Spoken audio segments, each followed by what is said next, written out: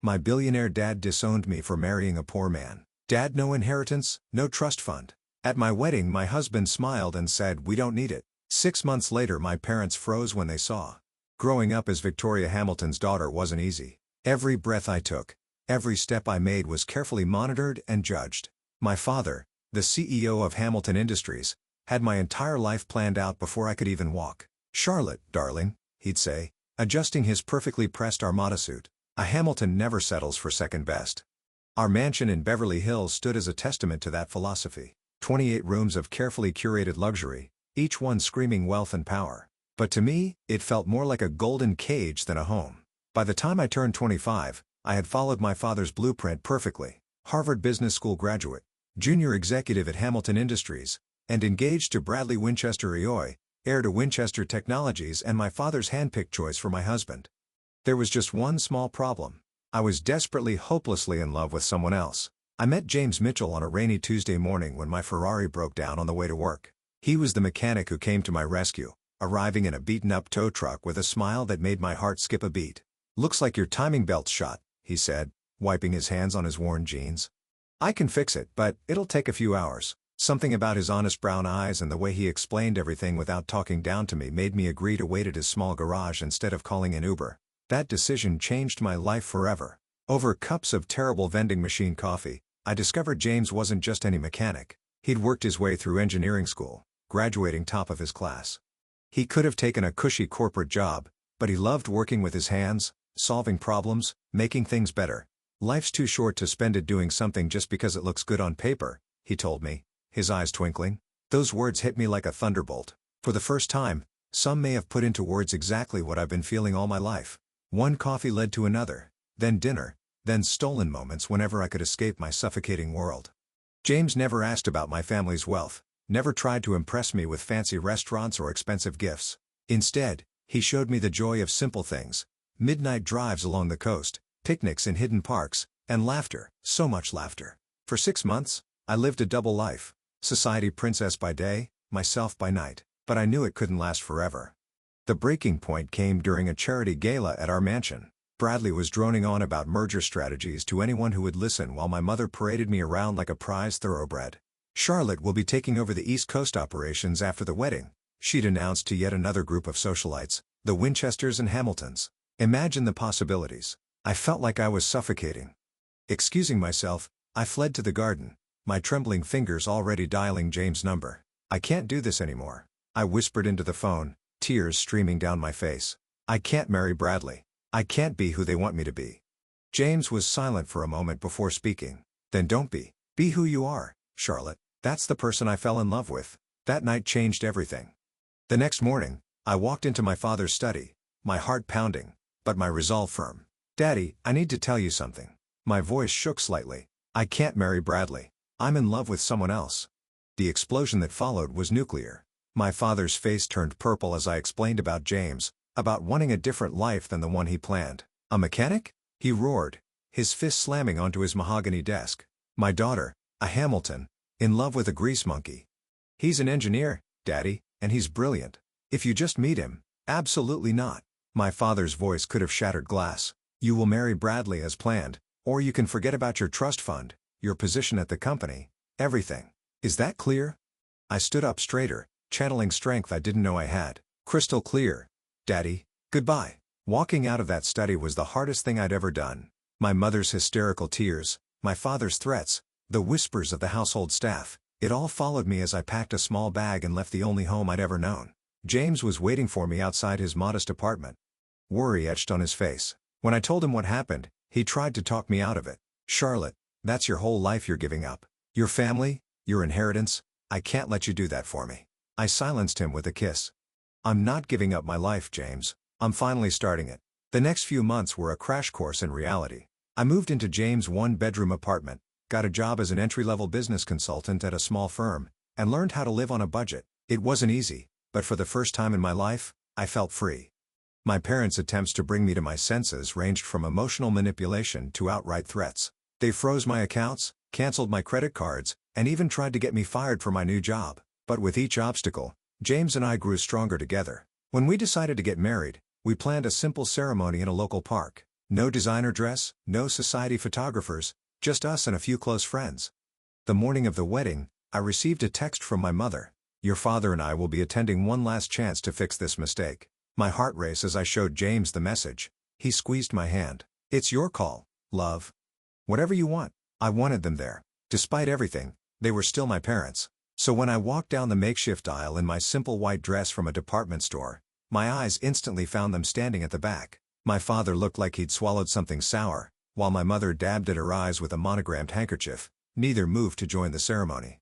During the reception, a casual barbecue in the park, they make their final play. Charlotte, darling, my mother's voice dripped with desperation. It's not too late. Bradley would still take you back. Think about what you're throwing away. My father cut straight to the point. This is your last chance, young lady. Stay with this person and you'll never see a penny of your inheritance. Is that what you want? To live in poverty? I looked at James, who was chatting and laughing with our friends, completely at ease in his rented suit. Then I looked at my parents, trapped in their world of wealth and expectations. What I want, I said clearly, is to be happy. James makes me happy. If you can't understand that, then maybe we don't need your money, or you, in our lives. My father's face turned that dangerous shade of purple again. You're an odd daughter of mine, he spat, turning on his heel. My mother hesitated for a moment, then hurried after him. As they stormed away, James appeared at my side, wrapping an arm around my waist. You okay? I leaned into him, watching my past walk away. Never better. That was 6 months ago. We settled into our life together, working hard, loving harder. James continued at his garage while taking night classes for his master's degree. I threw myself into my consulting work, building my own client base. We were happy, truly happy, even if we had to watch our spending and clip coupons. But there was something James hadn't told me, something that was about to turn my world upside down again. Everything changed on a seemingly ordinary Friday evening. I came home from work early, excited to surprise James with takeout from our favorite Thai place. But our apartment was empty, with a hastily scribbled note on the counter, working late at the garage. Love you. It wasn't unusual for James to work late, but something felt different. Lately, he'd been distracted, taking mysterious phone calls and working odd hours. A knot formed in my stomach as my mind wandered to dark places. Was history repeating itself? Was I about to lose everything again? Unable to sit still, I decided to bring dinner to him at the garage. But when I pulled up, the place was dark. James's beaten-up truck wasn't in its usual spot. My hands trembled as I called his number straight to voicemail. Just as panic started to set in, my phone buzzed with a text from an unknown number. Mrs. Mitchell, please come to 1875 Highland Avenue immediately. It's about your husband. My heart stopped. Highland Avenue was in the industrial district, miles from James' garage. With shaking fingers, I typed the address into my GPS and drove through the darkening city, imagining worst-case scenarios. The GPS led me to a massive modern building with sleek glass walls. Security gates opened automatically as I approached, and a uniformed guard directed me to an underground parking garage. Mrs. Mitchell, he nodded respectfully. Take the executive elevator to the top floor. Executive elevator. Top floor. What was going on? The elevator opened into a stunning office suite with floor-to-ceiling windows overlooking the city. And there, standing at a glass desk with his back to me, was James, but not the James the first knew. Gone were the worn jeans and oil-stained t-shirt. Instead, he wore an impeccably tailored suit that probably cost more than our monthly rent. When he turned around, his familiar warm smile was tinged with nervousness. Charlie, he said softly, using his special nickname for me. I think it's time I told you everything. Before he could continue, the office door burst open. And there, like a scene from my worst nightmare, stood my father, mother, and Bradley Winchester. What is the meaning of this? My father thundered, his face already turning that familiar shade of purple. Security said, Charlotte was headed up here. What are you doing in the CEO's office, you mechanic? James straightened his tie and walked around the desk. Actually, Mr. Hamilton, I am the CEO. James Mitchell, founder and chief executive officer of Mitchell Innovations. The silence that followed was deafening. My mother grabbed a chair for support.